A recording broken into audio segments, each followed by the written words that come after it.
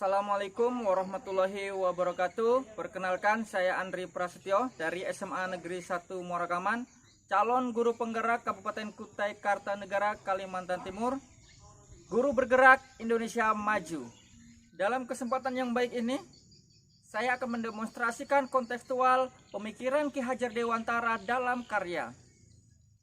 Seperti yang kita ketahui bahwasanya pendidikan selalu dinamis, selalu berubah-ubah, terus bergerak mengikuti kondisi zaman dan kondisi peserta didik. Ki Hajar Dewantara memiliki konsep sistem pendidikan, di mana sistem pendidikan yang beliau bangun adalah sistem pendidikan Among, yaitu asih, asah, dan asuh.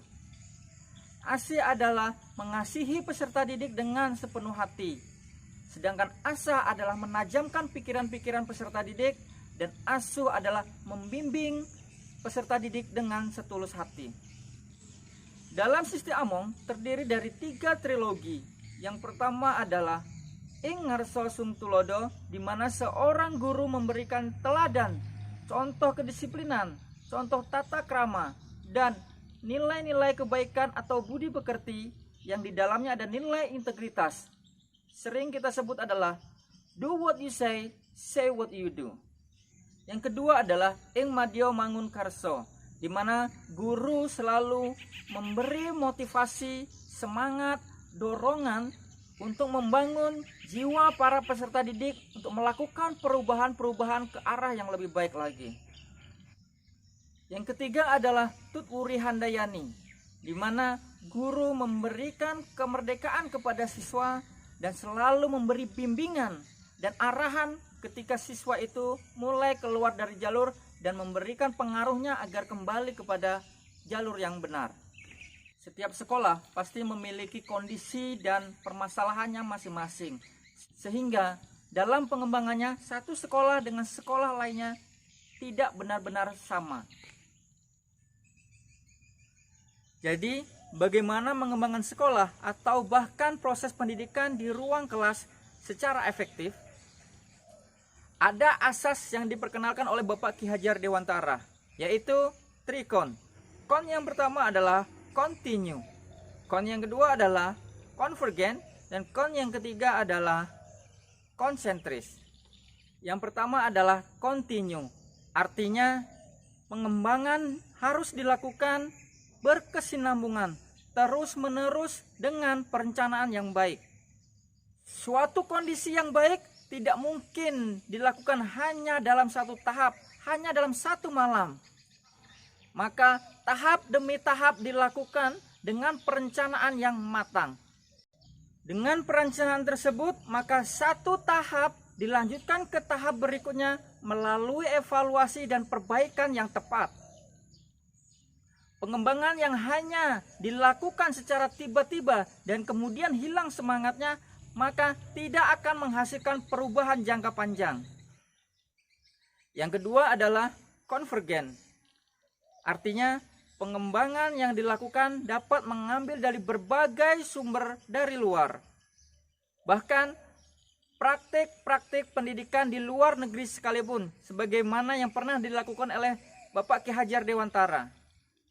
Praktik-praktik sistem pendidikan yang ada di dunia dipelajari oleh Ki Hajar Dewantara, tapi kemudian disesuaikan dengan kebutuhan pada negeri kita sendiri, budaya kita sendiri, jati diri kita sendiri. Saat ini sistem informasi dan teknologi sudah begitu canggih, sehingga guru, kepala sekolah bisa mempelajari kemajuan-kemajuan pendidikan yang ada di dunia kapan saja dan di mana saja. Yang ketiga adalah konsentris, artinya pengembangan pendidikan yang dilakukan harus tetap berdasar pada jati diri sendiri. Karena sejatinya tujuan pendidikan utama kita adalah menuntun tumbuh kembang anak mencapai maksimal sesuai dengan kepribadian dan kebudayaan bangsa Indonesia. Oleh karena itu, walaupun Ki Hajar Dewantara menganjurkan kita untuk mempelajari kemajuan-kemajuan pendidikan dunia lain, namun semua itu ditempatkan secara konsentris dengan karakter budaya kita sebagai pusatnya. Ki Hajar Dewantara juga mengatakan pendidikan yang menggunakan teori dan dasar dari kebudayaan bangsa lain, walaupun negara itu lebih maju, akan tetapi jika tidak diseleksi, tidak melalui evaluasi, penyesuaian sesuai kebutuhan, maka tidak akan pernah menghasilkan kemajuan. Sekarang kita tarik ke dalam lingkungan sekolah. Guru juga bisa diibaratkan sebagai juru masak atau yang lebih kita kenal sebagai chef, di mana siswa atau peserta didik adalah sebagai bahan masakannya.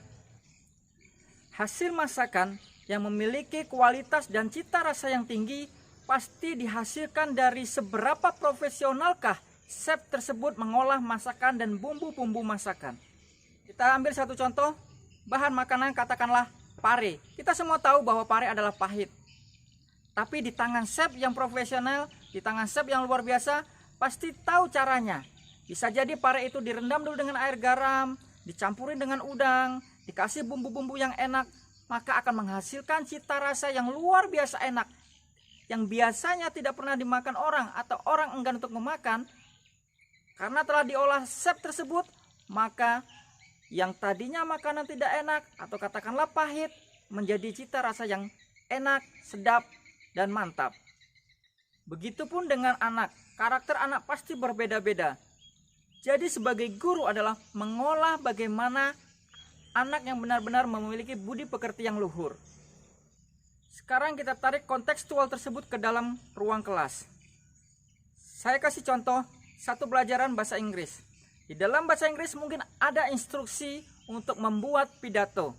Kebanyakan dari kita menginginkan bahwa siswa berpidato di depan kelas, tapi kita lupa bagaimana karakter siswa, kepribadian anak berbeda-beda.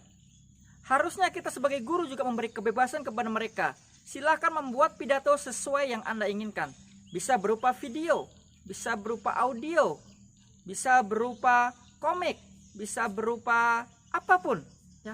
Beri siswa kemerdekaan untuk mengekspresikan diri mereka sesuai dengan karakter mereka, akan tetapi tetap sesuai dengan yang kita inginkan. Biarkan anak berkembang sesuai dengan kodratnya. Jangan paksa elang yang terbang tinggi untuk berenang. Begitu pula sebaliknya, jangan paksa bebek untuk terbang tinggi seperti elang. Karena masing-masing anak punya kekuatan dan potensinya masing-masing. Pada akhirnya kita bisa tarik kesimpulan bahwa trikon, continue, convergent, dan konsentris dapat diartikan sebagai upaya manusia untuk menghubungkan budaya leluhur bangsa Indonesia, yaitu continue, dan menyeleksi budaya dari luar dengan memberikan kemungkinan perpaduan antara budaya bangsa dengan budaya luar, konvergen, dan menuju budaya baru yang lebih baik lagi, yaitu konsentris. Terima kasih, semoga ini bermanfaat. Saya akhiri, Assalamualaikum warahmatullahi wabarakatuh.